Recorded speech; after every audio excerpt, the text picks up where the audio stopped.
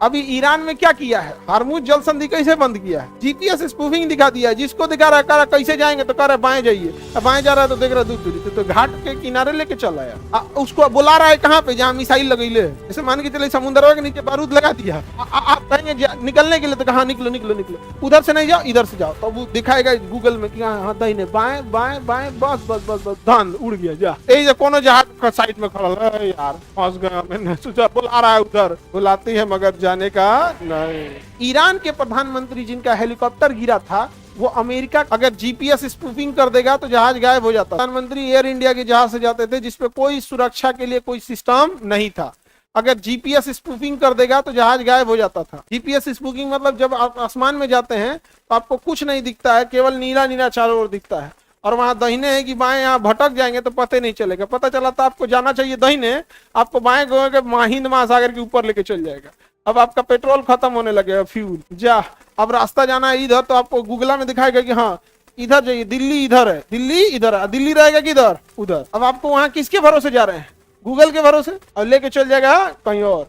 अभी ईरान में क्या किया है, हार्मुज जल संधि कैसे बंद किया है, जीपीएस स्पूफिंग दिखा दिया है, जिसको दिखा रहा है कैसे जाएंगे तो कह रहा है बाएं जाइए, बाएं जा रहा है तो देख रहा है दूर दूरी, तो घाट के किनारे लेके चल आया। तो समुद्रों में आपके पास दूसरा कोई रास्ता ही नहीं, जीपीएस स्पूफिंग कर दे रहा है, उसको बुला रहा है कहाँ पे, जहाँ मिसाइल लगैले है, जैसे मान के चले समुद्र के नीचे बारूद लगा दिया, आप कहेंगे निकलने के लिए तो कहा निकलो निकलो निकलो, उधर से नहीं जाओ इधर से जाओ, तो वो दिखाएगा गूगल में कि हाँ दाहिने बाएं बाएं बाएं, बस बस बस बस धान उड़ गया जा।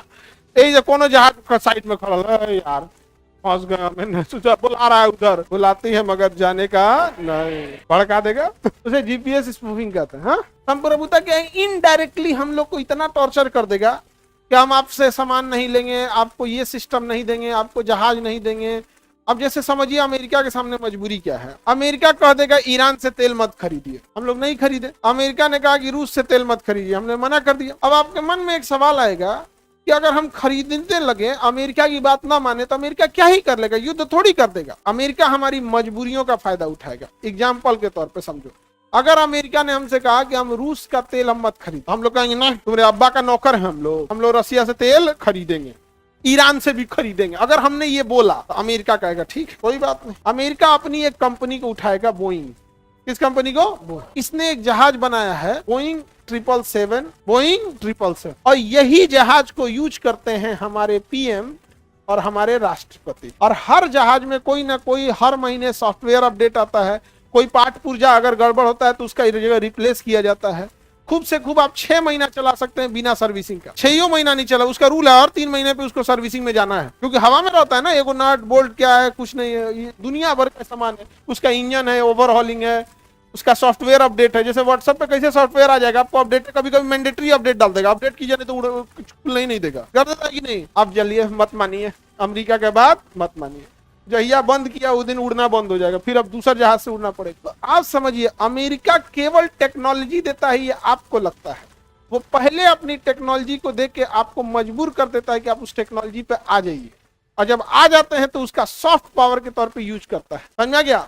ईरान के प्रधानमंत्री जिनका हेलीकॉप्टर गिरा था, वो अमेरिका का बेल कंपनी का बनाया हुआ हेलीकॉप्टर, और हेलीकॉप्टर गिर के क्रैश हो गया था। हमारे यहाँ जो हेलीकॉप्टर था रूस का बना हुआ था, जनरल बिपिन रावत का, और हेलीकॉप्टर पहाड़ से लड़ गया। जबकि फ्लाइंग एविएशन का एक रूल है कि जैसे जहाज में पायलट बैठता है तो उसको उस एरिया का ज्योग्राफिकल बनावट का एक नक्शा दे दिया जाता है, और उसमें उस एरिया की सबसे ऊंची पहाड़ी है उसको हाईलाइट कर दिया जाए कि जब कुछ भी दिखना बंद हो जाएगा तो सबसे पहले देखना कि इस एरिया में सबसे ऊंची पहाड़ी कौन है। अगर कोई उस एरिया की सबसे ऊंची पहाड़ी 500 मीटर है या 500 फीट है तो तुम उससे 100 मीटर ऊपर चले जाओ। तो 500 है तो तुम 6000 पे चले जाओ, 500 है तो कितने पे चले जाओ? 6000।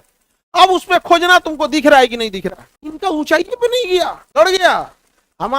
हम लोगों को होमी जहांगीर भाभा 1970 में ही उन्होंने 60 के आसपास में बोल दिया था कि हम परमाणु बम दे देंगे। उनका जहाज क्रैश हो गया, उनका जहाज क्रैश। हम डायरेक्टली इनडायरेक्टली मजबूर हो जाते हैं। अच्छा, वो डायरेक्ट नहीं मना करेगा, धमकी देगा, फिर कितना बेइज्जती हो गया। और लोकतंत्र है, जैसे यहाँ होगा तो विपक्ष कहेगा और खरीदा अमेरिका का जहाज, या तो हमारे यहाँ बनता नहीं तो खरीदेंगे कहां से, हमारे यहाँ बनता ही नहीं तो खरीदेंगे कहां से। रूस से खरीदिए, हाँ तो खरीदिए रूस से। अब उसमें कई ऐसी टेक्नोलॉजी है जो अमेरिका बनाता है, जैसे पैसेंजर जहाज पे कोई मिसाइल हमला करेगा तो ये क्या करेगा, उसको जीपीएस से उसका सिग्नल घुमा देगा, तो मिसाइल आएगा लेकिन दूसरे डायरेक्शन में चल जाएगा। अमेरिका कहेगा ना ये केवल हमारे जहाज पे लगा सकते हैं, दूसरे जहाज पे लगा ही नहीं सकते, हम सॉफ्टवेयर का इसका पासवर्ड ही नहीं देंगे। बहुत टॉर्चर करता है।